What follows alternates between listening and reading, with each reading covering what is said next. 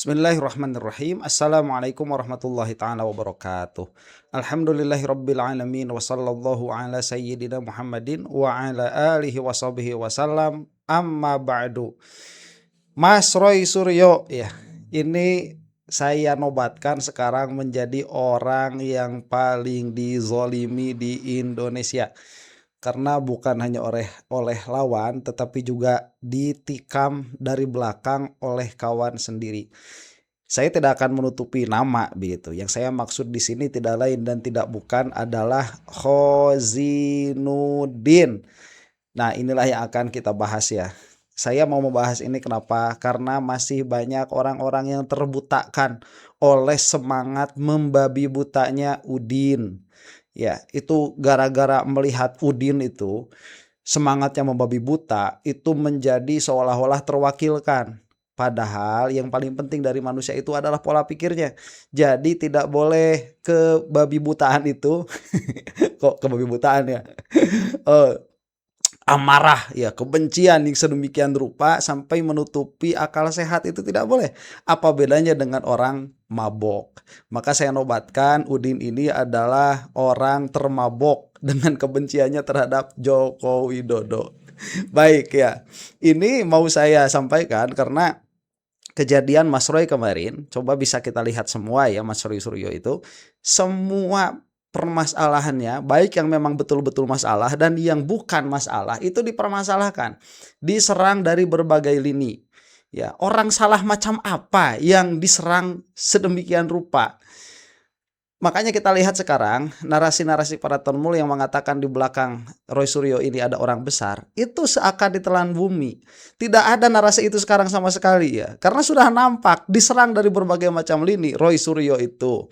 Di lain pihak ya, Udin dan para hambanya itu gimana ya, mereka itu ingin kebenaran, benci sekali sama Joko Widodo, tetapi sampai tidak bisa melihat kebenaran di depan mata. Nah, makanya kemarin ya podcast yang ada di Madilog itu yang judulnya itu ini, Ahmad Khozinuddin, 2 skenario penyelamatan Jokowi di kasus Dr. Tifa dan Roy Suryo. Itu kan pakai thumbnail tuh. Thumbnailnya itu apa ya? Kurang lebih itu bahasanya strategi sempurna Jokowi keluar dari kasus ijazah. Nah, akhirnya harusnya itu berubah judulnya menjadi kebodohan sempurna Udin melihat ketermulan Refli Harun. Nah, begitulah saya katakan ya. Karena ini yang diamini oleh para mereka juga. Dan kita akan melihat sebentar saja dari podcast siapa namanya Madilog ini, dan nanti akan kita lihat Damai Hari Lubis yang secara mengejutkan tatkala yang bersangkutan ini tampil di Cumi-Cumi itu yang nonton banyak sekali. Karena mungkin juga banyak orang mulai tercerahkan ya dengan keoonan si Udin ini. Nah, yang saya harapkan dari Udin meminta maaf. Setelah itu kemudian kembali lagi di barisan orang-orang benar ya, supaya Anda tidak terlihat oon begitu.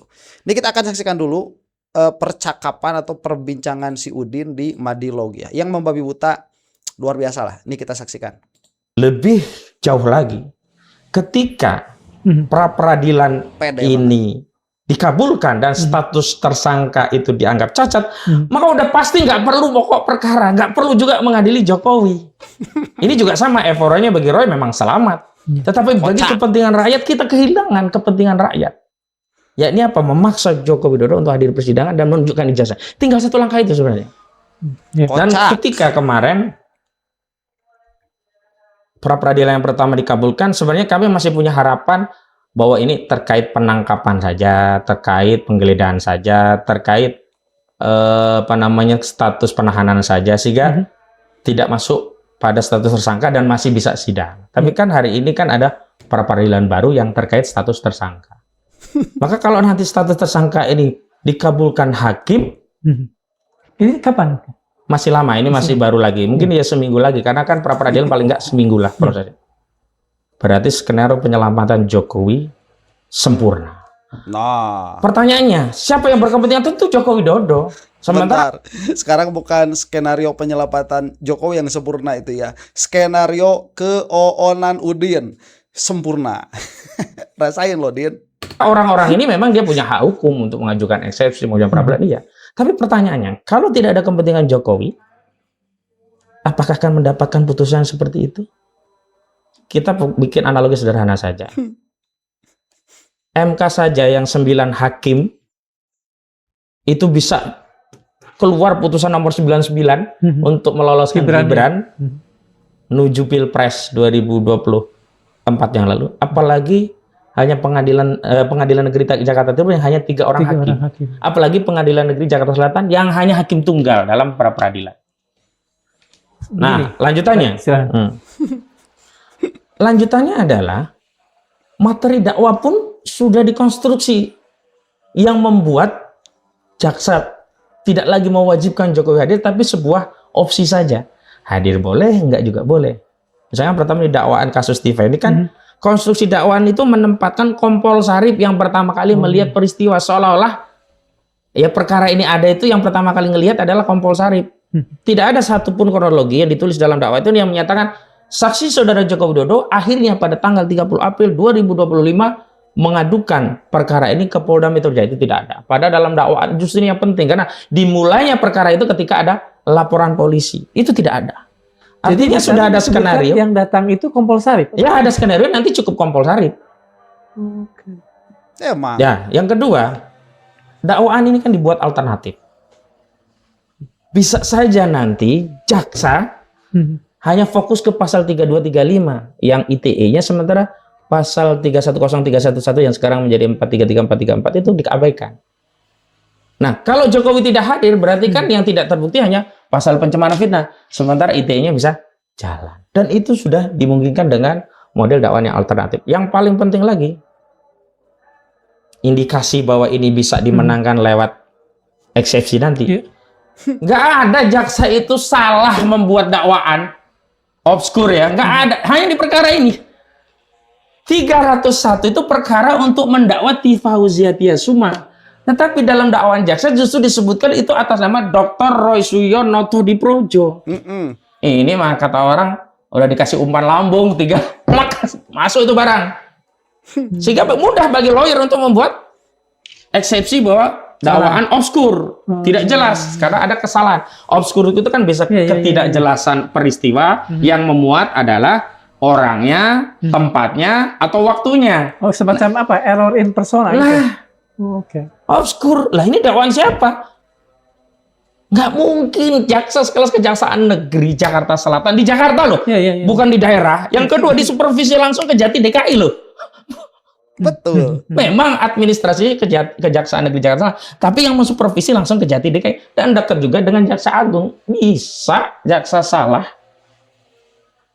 Dugaan kita ini ada kemungkinan unsur yang disengaja sehingga apa? Mudah untuk dieksepsi sehingga hakim kalau nanti memutus di eksepsinya diterima dan dakwaan dinyatakan obskur, kemudian lepasnya, oh benar hakim karena jaksa salah.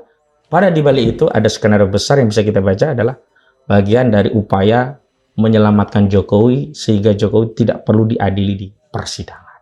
Baik ya, itu betul. Cuman upaya untuk menyelamatkan Jokowi tidak datang sama sekali dari Roy Suryo ataupun tim hukumnya, tetapi dari para termul jahanam itu, si jaksa, kemudian polisi Polda Metro, dan sekarang sudah terbukti hakim.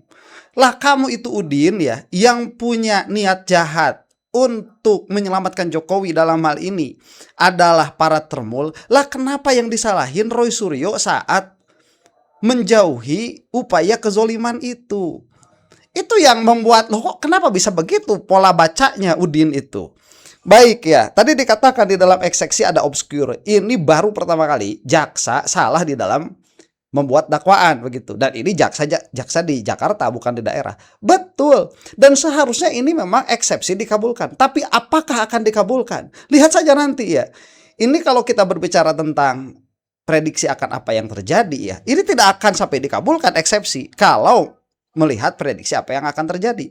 Tetapi jika mengatakan apa yang seharusnya terjadi, ini memang seharusnya dikabulkan eksepsi karena memang obscure tadi. Ini adalah error in persona. Cuman apakah itu akan dikabulkan? Gak bakalan. Karena Jokowi di sini sedang menggunakan pengadilan untuk show off kekuatannya. Ingin Jokowi itu menunjukkan kepada kita bahwa dia yang masih in charge sampai sekarang di negara ini. Itu yang ingin dilaksanakan. Terus kenapa lah kok malah Roy Suryo dan Dr. Tifa yang disalahkan? Ini sedikit lagi ya. Coba lihat nih. Kita langsung loncat ke sini.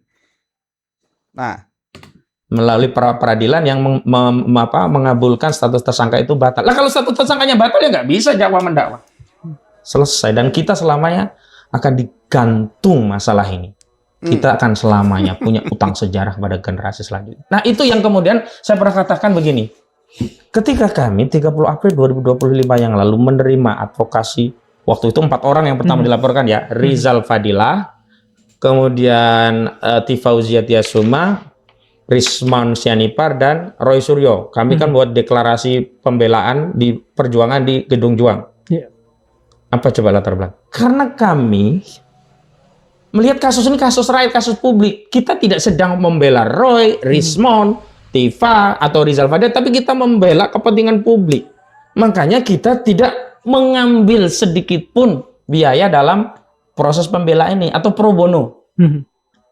Beda kalau kasus-kasus pribadi ya kita minta bayaran, nggak cocok ya kita nggak pegang. Contoh misalkan Roy dulu kan pernah kena kasus setupanya Jokowi, itu kan pribadi, kita kan nggak bela. Kalau datang ke kita ya oke, saya bela asal ada biaya, kan biasa itu namanya jual jasa hukum. Tapi ini memang kita tulus. Kenapa? Ini berkaitan dengan kepentingan publik. Makanya ketika Rismon membela, kami nggak merasa bahwa kami kecewa sama Rismon. Memang sejak awal kami tidak membela Rismon. Kami tetap teguh membela kepentingan rakyat. Dan siapapun yang kemudian mau keluar dari perjuangan ini, dia sibuk untuk mencari keselamatan dirinya, tapi dia melupakan kepentingan perjuangan yang lebih besar, ya nggak ada masalah bagi kami. Justru yang penting hari ini adalah rakyat sudah punya keyakinan terkait ijazah itu sebenarnya tidak perlu membutuhkan ahli forensik Rismon Sianipar misalnya, tidak membutuhkan lagi ya error analisisnya si Roy Suryo, juga analisis fisiologinya Tifauzia Tiasuma. Rakyat itu udah yakin kalau foto yang beredar seperti itu ya nggak mungkin asli. Tinggal butuh satu Jokowi hadir dan menunjukkan oh benar itu yang dia miliki. Nah peluangnya tinggal di peradilan pidana ini. Makanya analisa ini sengaja ya. Ada yang mengatakan oh strategi jangan dibuka. Enggak, ada strategi yang wajib dibuka. Agar apa? Agar strategi itu batal. Sehingga memang benar-benar kita melihat Joko Widodo hadir di persidangan. Bahkan Jokowi sudah berjanji. Kuasa hukumnya juga mengatakan ada, iya janjinya Jokowi kan kita tahu sendiri. Iya, Jokowi 6.000 mobil SMK, ya kan, 11.000 triliun. Makanya kita harus kontrol gitu. Iya. Sebenarnya ini saya akan tanya gini, apakah manuver kalau itu ada yang dilakukan oleh pihak Pak Jokowi ini, apakah itu masih wajar dalam satu persidangan sesuai KUHP? Baik, itu saya rasa cukup ya, karena apa yang ingin saya tunjukkan sudah saya tunjukkan, bahwa ini pra-peradilan itu merupakan sebuah skenario agar batal status tersangkanya Roy Suryo sehingga Jokowi tidak hadir di persidangan. Malah hamba-hambanya Udin itu banyak yang mengatakan oh Roy cair begitu, udah kayak termul aja ya. Coba Anda yang hambanya Udin itu tidak separah termul, saya kira ya, termul syar'i itu setermul-termulnya syar'i ya masih punya akal sehat lah. Cobalah dalam hal ini ya berpikir objektif, tinggalkan Udin. Dalam hal ini saja kembali lagi kasih support Mas Roy Suryo itu. Ya siapa lagi yang mau mensupport beliau itu? Ya kita lah setidaknya, kalaupun tidak mensupport cause ya.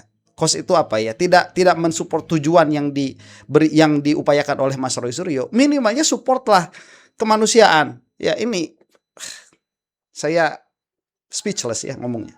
Mau heran tapi ya konoha. Nah ini yang saya maksud ya.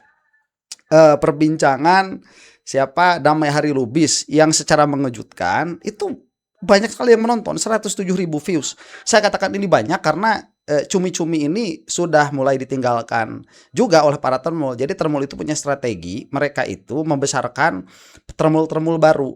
Ya coba lihat beberapa termul baru itu viewsnya sangat cepat, kemudian subscribernya juga sangat cepat perkembangannya begitu. Tapi yang sudah lama-lama itu dibiarkan organik. Jadi begitu cara kerjanya buzzer termul itu. Nah dalam keadaan cumi-cumi ini ditinggalkan, video yang satu ini stand out. Dia itu mencolok karena yang menonton banyak 100.000 lebih. Lebih mencengangkan lagi karena ini yang membahas adalah Damai Hari Lubis yang bukan banci tampil, yang bersangkutan ini jarang sekali tampil di media, dan lebih mengejutkan lagi karena yang dibahas adalah Kozinudin. Kita akan saksikan ini ya. Karena kan pernyataan Kozinudin tuh emang benar seperti abang bilang, banyak menyerang orang. Misalnya penyidik dikatakan buah Solo, kuhab yang dipakai kuhab Solo. Memang diksi yang dipakai itu bombastis, tapi bisa juga terkesan provokatif. Kalau itu saya setuju. Itu litigasi juga. Iya, bahkan bukan penyidik saja dia diskreditkan. Ada tokoh diskreditkan juga karena tidak menghujat DHL dan Egy. Ya kan? Dia hujat juga itu tokoh. Semuanya jadi harus sepaham sama dia. Ibarat kata ini, dia kan dulu unsur HTI ya. Dia persalahkan HTI. Ujungnya dia udah kabarnya juga. Dia sudah diberhentikan oleh oleh perkumpulan namanya HTI. Ada lagi tokoh yang bukan tokoh dia diskreditkan juga. Begitu juga MUI. Dia itu siapa? Yang ada pengikutnya juga ex anggota saya. Ya kan? Jadi dia di atas nggak ada, yang di bawah dia nggak punya. Gantung. Cuma rebut-rebut rekut itu. Jadi begitulah tipikalnya, karakternya seperti itu. Jadi memang kalau saya sayangkan juga. Nah, namun saya dapat berita nih dikirimin sama seseorang Japri bertiga TSK itu. Yang mana nih? Yang klaster pertama berarti kan? Yang klaster pertama. Iya. Itu membuat nama tim TPP apa ya? Bukan Taka.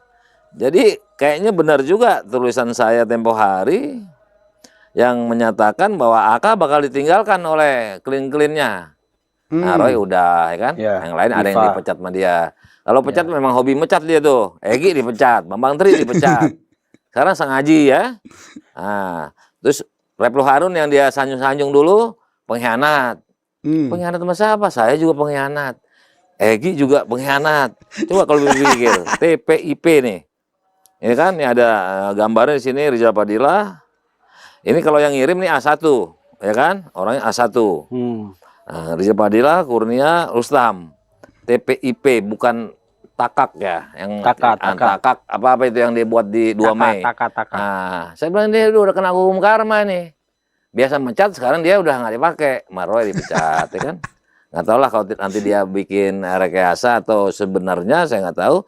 Dia bikin seolah Roy yang dipecat. Karena malu dia biasa mencat-mencat, dia dipecat. Tapi sekarang nih saya agak aneh nih, perlu juga dipertanyakan nih. TPIP ini bukan Takak. Nah, saya tanya dalam chatting ini. Si Aka yang mimpin si Aka? Enggak lah. Jawabannya begitu. Enggak lah, ya enggak lah. Nah, artinya kan udah terpisah. Berarti di perkara ini menurut saya sudah terpisah asumsi saya. Ke Roy enggak, ke Tifa enggak. Ke klaster pertama udah enggak. Bang Rizal, Mbak Tri Kurnia, Bang Rustam juga enggak. Udah enggak. Geladangan dong. Nah, kan? Ya udah habis. Nah, jadi hukum karma dia. Dulu buat mental saya ya kan. Saya nggak dikasih bicara padahal saya yang ke Solo. Dia dihimbau nggak mau ikut. Saya konsen ke PIK 2. Nggak ada konsennya lagi. Jadi ini orang ini apa yang dicari juga saya nggak tahu. Tapi tragis loh Bang. Apa tuh? Kan selama ini Roy pun sebelumnya masih mengakui bahwa peran tim non litigasi itu bagus. Karena bisa mempengaruhi opini orang untuk kemudian percaya bahwa apa yang mereka lakukan ini adalah sebuah perjuangan. Kalau menurut saya sih ya netizen ya. Pro itu udah biasa. Tapi kan kita kan edukasinya nggak ada. Sekarang ini kan saya jelaskan nih. Nggak boleh untuk advokat menyampaikan hal itu. Dan hukum acara juga nggak ada rekompensi model daripada pelapor menjadi langsung penjara. Kecuali prosesnya ada ya. Kita contohkan misalkan orang menuduh mencuri ternyata enggak. Baru balik lapor selesai dulu. Kalau langsung penjara saya juga bingung. Makanya saya bilang nggak ada rekompensi. Itu kan pelajaran awam, ya kan? Orang awam juga mudah dimengerti. Kok jadi bisa Pak Jokowi yang di penjara? Kan gitu. Oke. Nah, kita objektif aja bicara nih. Siap. Lalu ini Bang, orang kan sebentar ini saya mau meng-highlight bahwa Udin oleh HTI pun ternyata sudah dipecat. Itu informasi yang diambil dari Damai Hari Lubis. Apakah benar atau tidak? Nah, Anda yang HTI tahu ya, tolong tuliskan di bawah kolom komentar. Atau Anda yang pengamat HTI mungkin lebih tahu itu. Nah, malah si Udin ini sekarang sudah tak punya klien. Itu kata siapa? Kata Damai Hari Lubis. Nah, ini informasi ya. Bisa dipercaya bisa tidak begitu. Coba tuliskan di bawah kolom komentar. Siapa kliennya Udin sekarang? Yang mana saya punya kesimpulan sekarang si Udin itu jadi gelandangan.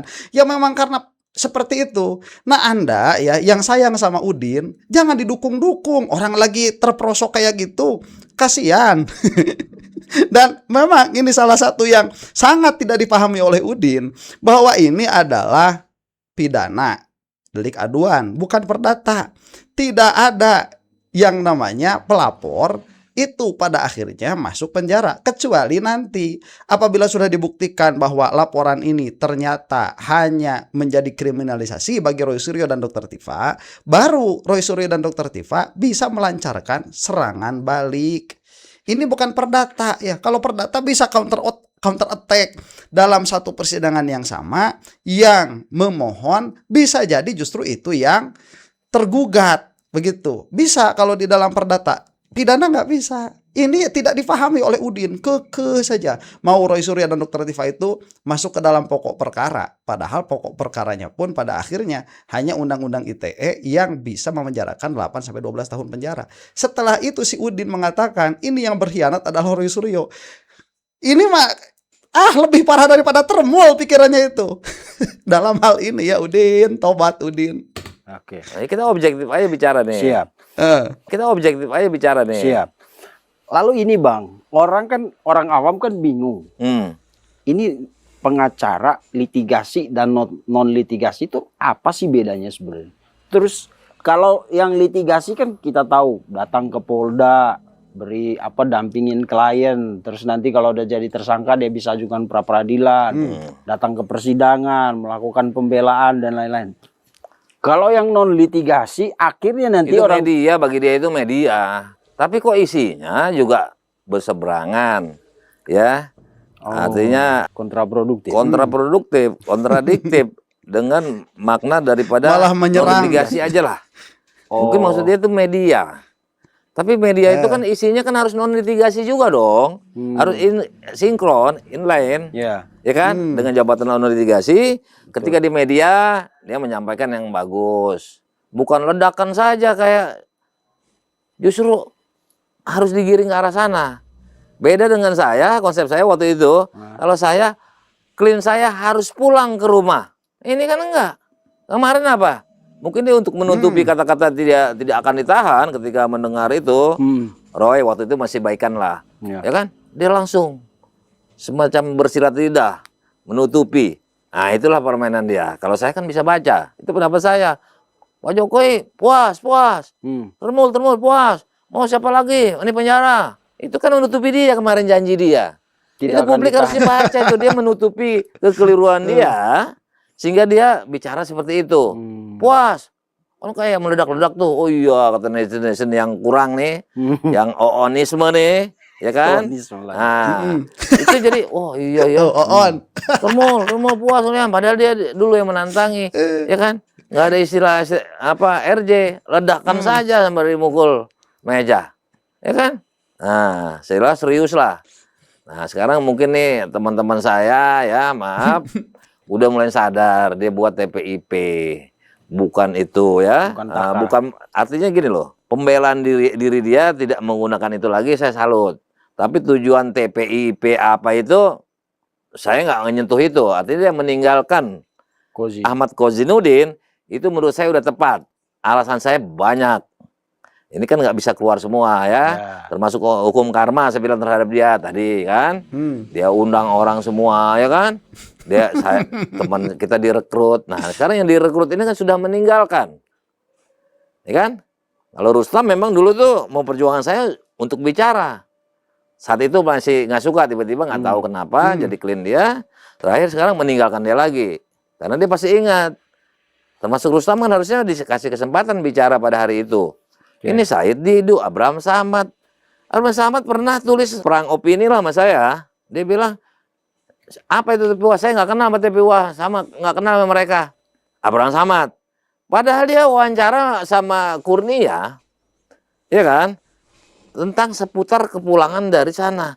TPU kan itu kan cerita TPUA. Kenapa dia bilang nggak kenal? Cuma saya nggak mau ini. Ada salah satu tokoh saya bilang nih, saya kasih kan videonya. Nih, kok dia nggak kenal TPUA? Kurnia kan anggota TPUA. Itu kan misinya TPUA. Yang tadi saya bilang diperlihatkan.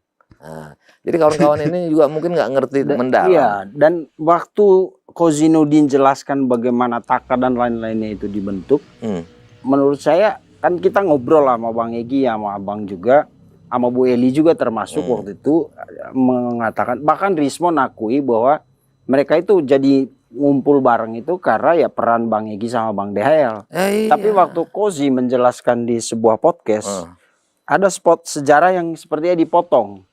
Tidak menyebutkan dia mulai dari terbentuknya di Gedung Juang. Ya itulah. Yang Abang sudah sering cerita itu awal pengkhianatan. Awal pengkhianatan Kozinudin terhadap teman-teman lama di TPUA. Dan itu otomatis juga bubar. Taka itu kan salah satu pendirinya kan termasuk Roy Suryo. Ya kan? Nah, jadi kalau Roy Suryo nggak mau, punya keberatan, jangan kau pakai itu Taka. Ya kan gitu? Dia punya hak. Menurut Abang, kenapa? Kan bukan baru sekarang Kozi itu melontarkan pernyataan-pernyataan yang menurut kita ini blunder, overlapping, overacting, dan lain-lain itu. Ya. Kenapa baru sekarang Roy Suryo memecat itu? Saya rasa mungkin lama-lama dia sadar karena dia menyerang Reply, juga kan otomatis secara substansi juga menyerang kliennya. Karena kliennya mau, apalagi Reply bilang, Udin, ya kan? Harusnya kau jangan marah sama aku, kira-kira gitu kan? Kau marah sama yang ngasih kuasa dong. Betul. Ya kan? Nah, dan dia melaksanakan Prapit. Kalau Koji nggak bakal mau Prapit, ya kan? Nggak bakal mau eksepsi. Baik ya, ini sepertinya for another day ya, kita akan pending untuk lain waktu kalau si Udin masih belum taubat. Yang mana betul tadi kata Damai Hari Lubis itu, kenapa kok Roy Suryo baru kemarin saja memecat siapa Udin itu ya? Ya karena memang baru sadar begitu. Baru sadar. Refli Harun diserang. Saya juga betul baru sadarnya tuh di situ. Coba lihat video-video saya sebelumnya ya. Saya juga setuju dengan Udin itu. Tetapi saat dia itu menyerang Refli Harun hanya karena Roy Suryo melakukan pra-peradilan, kemudian membuat cenayangan yang tidak berdasar, di situ saya mengatakan ini orang lain ini ya. Dan mungkin itu kehilafan ya dari oleh Udin, tapi ya jangan dibiarkan. Mudah-mudahan yang bersangkutan cepat sadar, taubat, kembali, itu pun kalau diterima ya. Yang jelas sekarang ya gelandangan Udin itu. Demikian ya. Mudah-mudahan termul semakin binasa untuk Anda yang bukan termul. Wallahu taala a'lam bissawab. Assalamualaikum warahmatullahi taala wabarakatuh.